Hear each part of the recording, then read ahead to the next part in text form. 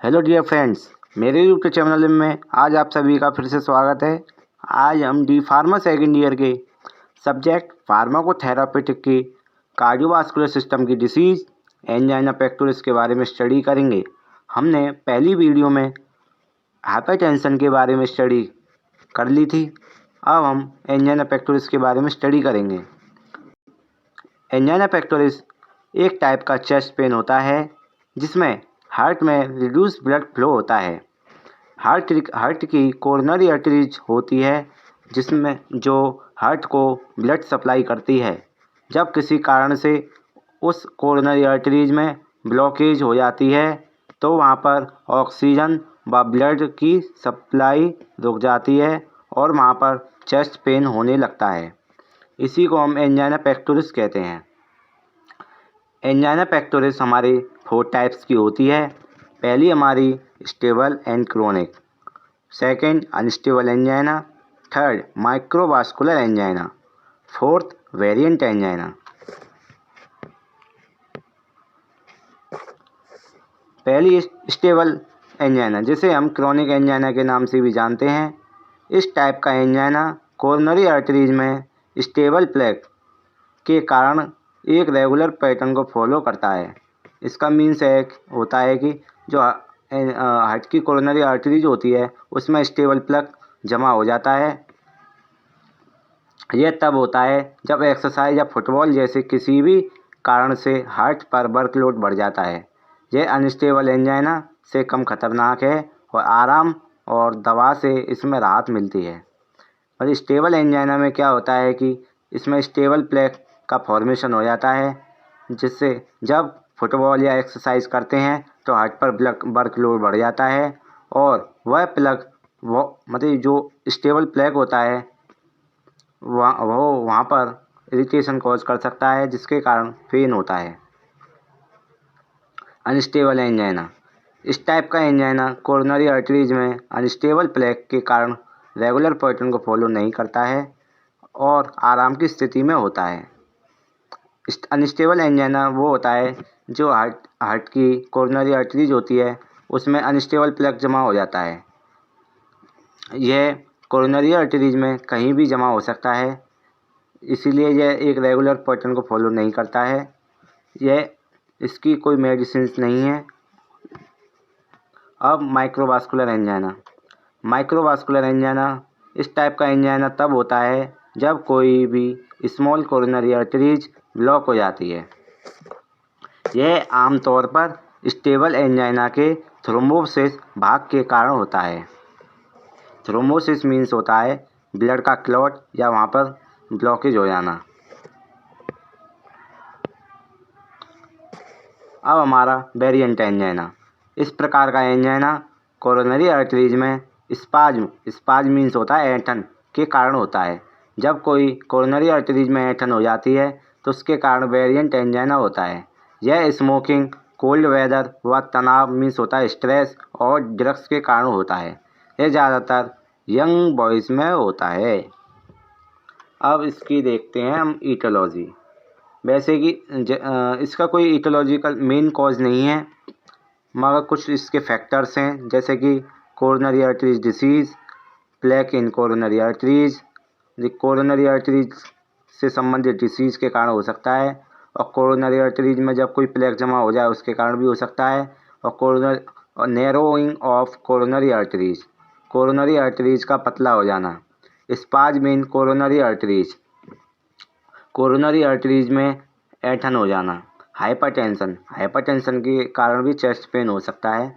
Stress, तनाव के कारण भी एंजाइना पेक्टोरिस हो सकती है। अब ईटियोलॉजी के बाद आता है पैथोजेनेसिस।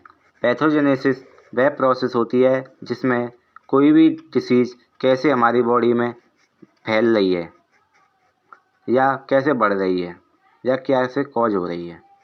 अब देखते हैं। पहला हमारा प्रीडिस्पोजिंग फैक्टर, मतलब कि हमारा कोई भी ईटियोलॉजिकल फैक्टर हो सकता है जैसे स्मोकिंग वगैरह। प्रीडिस्पोजिंग फैक्टर के बाद होता है ऑब्स्ट्रक्शन इन कोरोनरी आर्टरीज में ऑब्स्ट्रक्शन हो जाता है। ऑब्स्ट्रक्शन भी 2 तरह से हो सकता है, स्टेबल प्लेक और अनस्टेबल प्लग के कारण। अनस्टेबल इन दोनों जब प्लग जमा हो जाते हैं वहाँ पर थ्रोम्बोलाइसिस हो जाती है, मतलब कि रुकावट हो जाती है, जो माइक्रोवास्कुलर एंजाइना कॉज करता है। मतलब कि जो कोरोनरी आर्टरीज होती हैं बहुत महीन होती हैं, उनमें रुकावट हो जाती है। अब इसके बाद यहाँ पर आते हैं इस्केमिया। इस्केमिया जब ब्लॉक हो जाएगी तो वहाँ पर ऑक्सीजन की सप्लाई रुक जाएगी। जब ऑक्सीजन की सप्लाई रुक जाती है तो हाइपोक्सिया हो जाता है। हाइपोक्सिया मीन्स होता है लैक ऑफ ऑक्सीजन। वहाँ पर ऑक्सीजन की डिमांड कम हो जाएगी तो वहाँ पर पेन हो जाएगा। उस पेन को हम कहते हैं एंजाइना पेक्टोरिस। अब पैथोजेनेसिस के बाद आता है नॉन फार्माकोलॉजिकल मैनेजमेंट।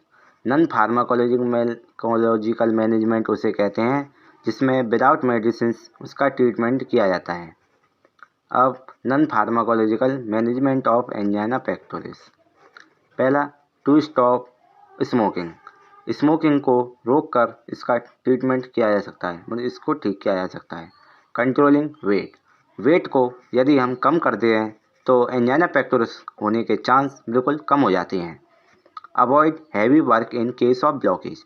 जब कोरोनरी आर्टरीज में ब्लॉकेज हो जाती है तो हमें ज़्यादा वजन उठाने से बचना चाहिए। Avoid stress.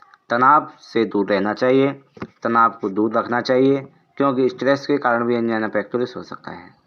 Avoid alcohol. Alcohol एक बहुत बड़ा इथियोलॉजिकल फैक्टर्स है जो हमारे बहुत सारे ऑर्गन्स को डैमेज करता है और कई डिसीज़ का ये इथियोलॉजिकल फैक्टर भी है, इसीलिए हमें एल्कोहल से बहुत बचकर रहना चाहिए। अब pharmacological management. Pharmacological management means होता है मेडिसिन के द्वारा इस डिसीज़ को ट्रीट करना।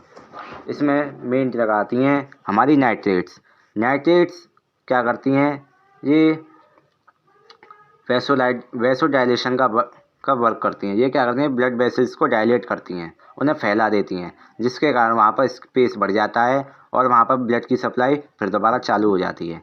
इसमें मेन ड्रग है हमारी आइसोसोर्बाइड डाइनाइट्रेट और नाइट्रोग्लिसरीन। ये हमारी ऑनसेट ऑफ एक्शन देती हैं। ठीक है, अब आती हैं beta blockers. Beta blockers hypertension में भी दी जाती हैं और नाइट्रेट्स भी दी जाती हैं। ये एंजाइना में भी दी जाती हैं। Atenolol, propranolol, they decrease BP and slow down the heart rate. मतलब ये बीपी को डिक्रीज करती हैं और हार्ट रेट को स्लो डाउन करती हैं। अब कैल्शियम चैनल ब्लॉकर्स ये क्या करते हैं कि जो कैल्शियम रिसेप्टर होता है, कैल्शियम चैनल होता है, उसे ब्लॉक कर देती हैं, जो वैसो कंस्ट्रक्शन का वर्क करता है। इसमें मेन ड्रग है वेरापेमिल, amlodipine, nifedipine. They also act like beta blocker. ये बीटा ब्लॉकर की तरह भी वर्क करती हैं। अब थ्रोम्बोलाइटिक, जब उसमें ब्लॉकेज हो जाती है, जब ब्लड क्लॉट जमा हो जाता है तो उसे ठीक करने के लिए हम एंटी प्लेटलेट ड्रग्स दे रहे हैं, जिन्हें हम थ्रोम्बोलाइटिक ड्रग्स भी कहते हैं, जिसमें हमारा स्ट्रेप्टोकाइनेज और यूरोकाइनेज दोनों एक टाइप के एंजाइम हैं जो इसको ठीक करते हैं। अब आप सभी को एंजाइना पेक्टोरिस के बारे में अच्छी तरह से समझ में आ गया होगा, क्योंकि मैं आपको प्रॉपर हिंदी के नोट्स के द्वारा पढ़ाता हूँ। अगर आपको वीडियो समझ में आती है या अच्छी लगती है तो आप वीडियो को शेयर कीजिए, लाइक कीजिए और चैनल को सब्सक्राइब कीजिए। और यदि आपको कोई परेशानी होती है तो कमेंट्स में बता दीजिए।